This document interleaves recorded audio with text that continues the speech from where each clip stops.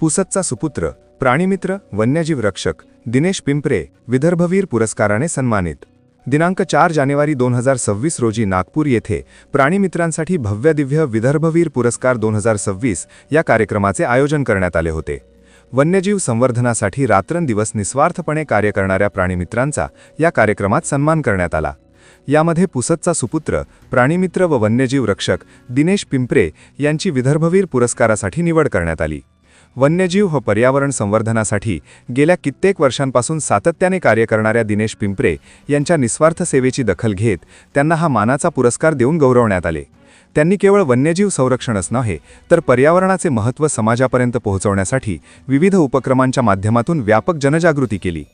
प्राणी व मानव यांच्यातील संघर्ष कमी व्हावा तसेच वन्यजीवांचे संवर्धन व्हावे या उद्देशाने दिनेश पिंपरे यांनी शाळा, महाविद्यालये तसेच जंगलालगत राहणाऱ्या गावांमध्ये जाऊन नागरिकांना प्राणी व पर्यावरणाचे महत्त्व पटवून दिले।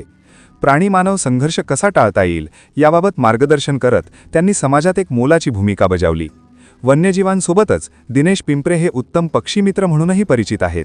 आपल्या आजूबाजूला आढळणाऱ्या विविध पक्ष्यांचा त्यांचा सखोल अभ्यास असून वनविभागासोबत त्यांनी पक्षी निरीक्षण, पर्यावरण व वन्यजीव संवर्धनासाठी अनेक उपक्रम यशस्वीपणे राबवले।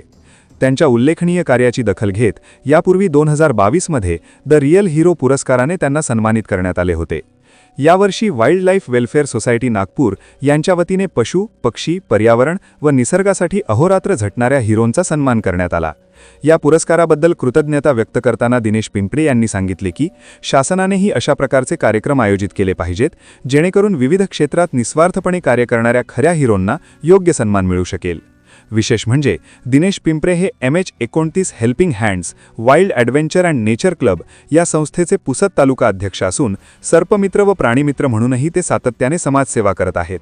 पुसतच्या सुपुत्राने मिळवलेल्या या सन्मानामुळे संपूर्ण तालुक्याचा गौरव वाढला असून त्यांच्या कार्याबद्दल सर्वत्र अभिनंदनाचा वर्षाव होत आहे।